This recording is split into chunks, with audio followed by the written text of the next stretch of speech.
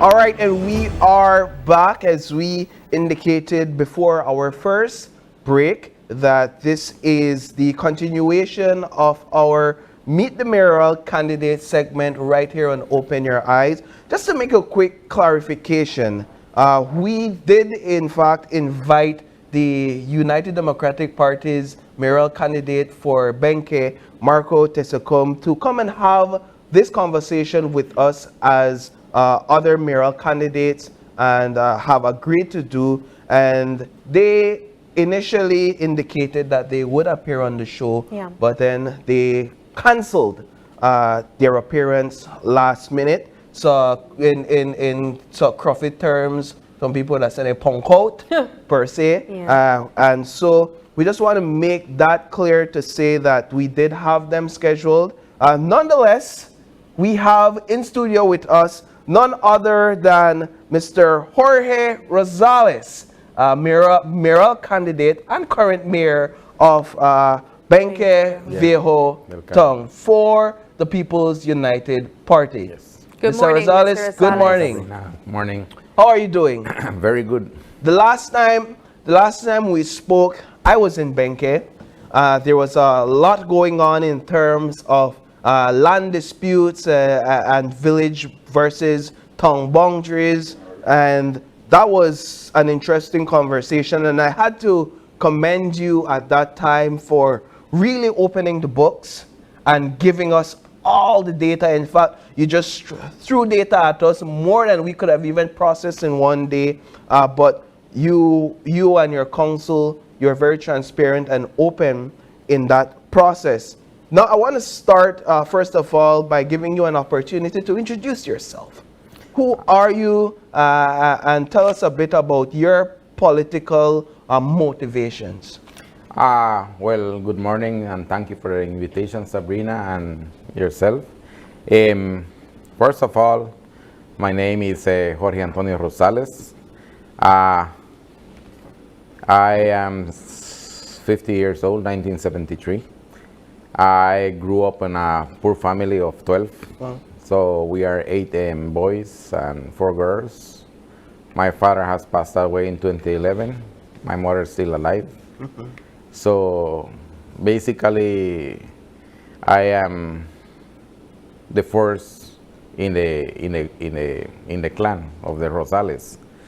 So I went to school. I did a lot of firewood cutting and like helping my mother at the washing at the river, the clothes for the rest of the boys. This is in Benque. Yes, side of the river right there. Before in 1973, next, let's say 6, 7 years old, I had to go and help my mother. Then I have to put the tortillas in the comal and carry her food to her because she she is a very hardworking woman up to now. She's kind of getting blind right now because of the work making tamales and things like that. So my father has passed away in 2011. Like I said, he was the one who taught me how to work construction business. So from I have 22 at 22 years old, I started the business of construction. And along the way, I got to improvise, working at different entities with different high companies. And I was the supervisor for the whole construction at Chapel Ventures in 1998, 2007. So we made various condominiums there under the supervision with an architect, one of the best architects in Belize, in the country of Belize, Honorable Julius Espat.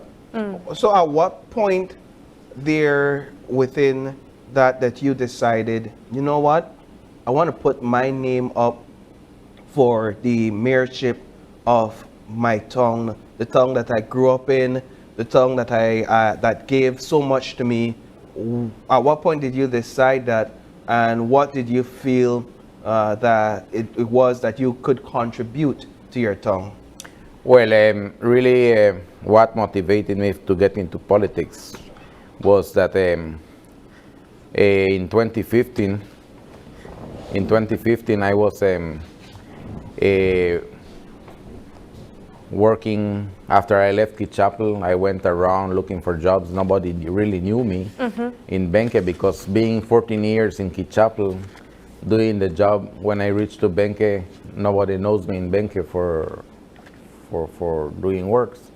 So I really was in a struggle about 5 years, and I lost my wife in 2005, which I was left with 2 daughters.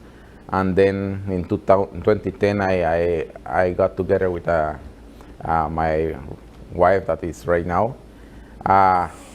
We have 14 years old, 14 years Together. And really, I got a next job. Canadian enterprise came in with those retirees, how you say, the guys that come and... The expats? Expats. So they came by, and one of them came to know me, and he got together with me, and he started, like, we were started interacting together, what business I do and things like that. So he carried me to right close to Benque Viejo, 10 miles up. This is interesting right there, because right there is where I get to, like, I want to get into politics to fix this kind of stuff that is going in Benque. Right. So in 2011, I started at Belize, Better in Belize Eco Village, and I got the opportunity again to rise up myself economically, and I worked there, and I built 13 homes, which then I was like a real estate agent. I was like a caretaker for the whole property, and manager at the same time of the same Better in Belize. So traveling those roads to the Moyejon area, it's really in a bad state. The road is, I maybe damaged about 8 vehicles running up there, carrying workers, something like that. So every day that I came home in the morning, I had to struggle to get out of the yard. It got stuck in the mud. The road is, everything is muddy.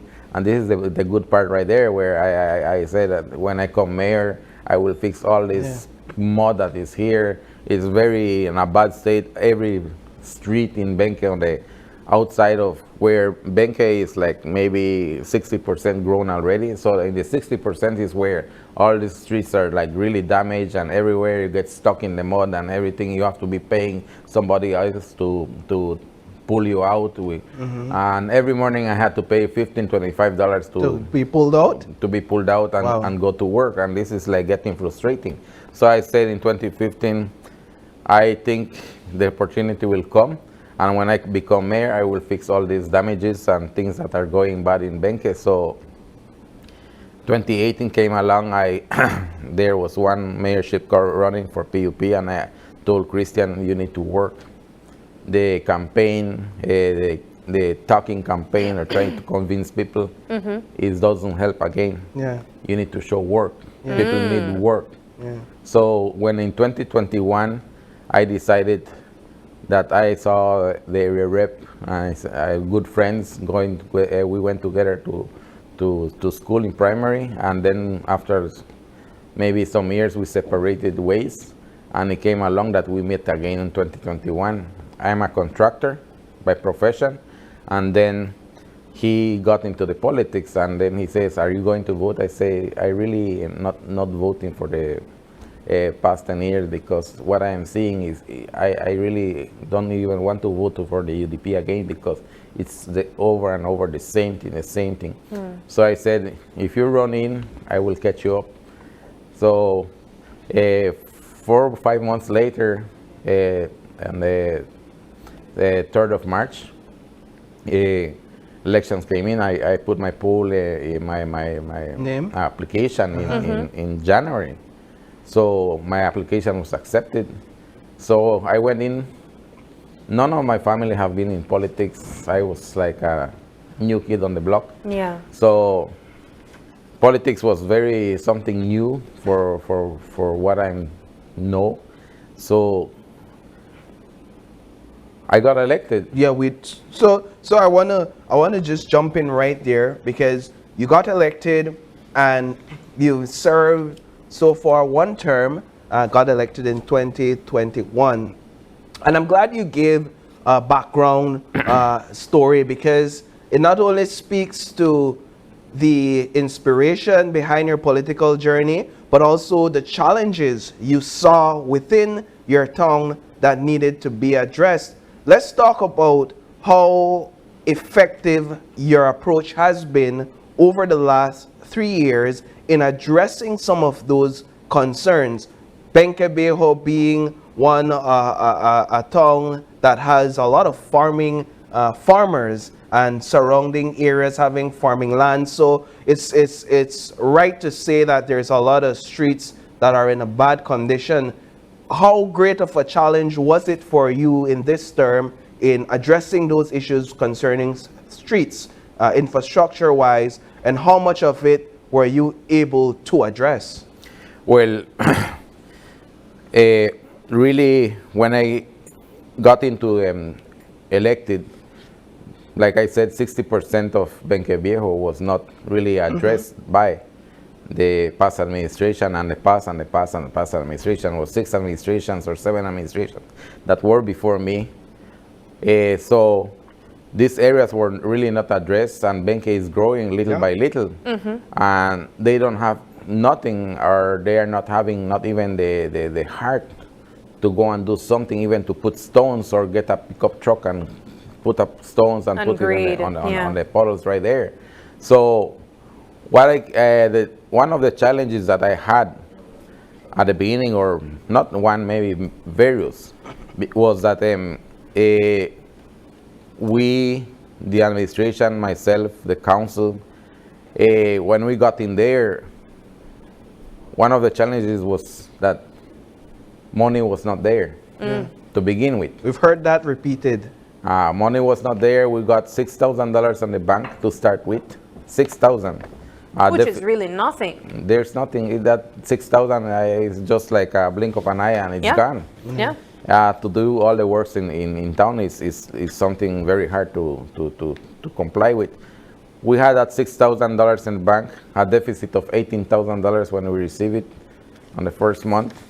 And then when we saw there's $36,000 more from Social Security, and then about 1 year and a half more on the time on the administration, they came and did an audit again on Social Security, and they found out they backtracked 6 years, and they found $18,000 dollars more that were being owed from people that were not paid by the UDP administration. So it get to a total of 18, 36, 54, and then it was 72. But thanks to the Honorable Prime Minister, he waived us the interest of the next 18. So we were left with 54. So what did you do, and what is the current financial standing of the council? Right now? Yeah. Yes. The current financial standing at the council right now is very bright. Is it in the positive? It's very It's not positive. in the red. No, it's very positive. We have clear all the debts are cleared. There's no debts owed. It's 0 debts. We have various machines right now that we bought, and we are working at the moment. Right now, because it's raining, we won't work today, but yesterday we were pushing very hard, and thanks to various companies that they see the kind of work and the way we are pushing, and they say, okay, if you're helping yourself, We'll help you. we will help you. You know, I have to ask you, Mr. Rosales, because as incumbent mayor, you have been able to reverse some of the challenges that you walked in as elected mayor and saw, as you mentioned, there were some numbers in the red and you had to pay back. And also, you had to find new ways of developing finances for this municipality as mayor, which essentially should be operated as an independent organization. Of course, that does not go without saying that you can get support from the central government.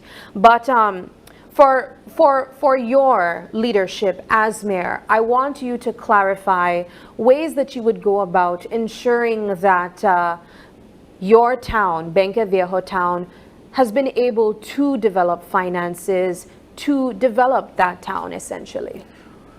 Well, I will go back again.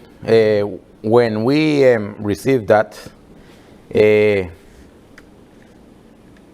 don't see where the council cannot make money. Because there are property taxes that are being charged. Garbage collection was being implemented at some point in the UDP administration, but I think they just didn't want to work. The basic thing about administration and the council, the money is there because we saw it. We saw it in these 3 years. We saw it, that the money is there. People are paying, but something was happening with the in money between. So that's why works were not being carried out. So nothing changes from what the administration is carrying on, because the traffic department, the garbage collection, the property taxes collected, the selling of maybe the lots and the burying ground, and the axle fee that is coming in little by little, but that is what maintains the administration alive. So there's really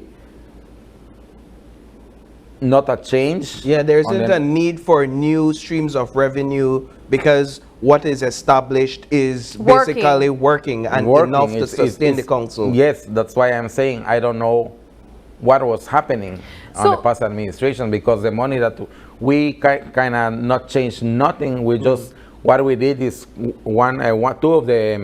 of the councilors got to work together with me, and they said we will start sending receipts for the property taxes, because taxes were really not working, because they were not even trying to pick up the collection for garbage fee, even if it was $1. They were not trying to pick up the property taxes. And we went there and we saw that there was a lot of free giveaways, and they were paying like light bills, water bills for the people. I would say something, for you to earn something like that, you have to work for what you want. And if the administration is giving out money, where the administration will survive, because you're collecting and you're just giving out money left, right, and center. Where are the projects for the town to be done? Since we're on finances, Mr. Rosales, we are speaking here about the funds that comes in to the council.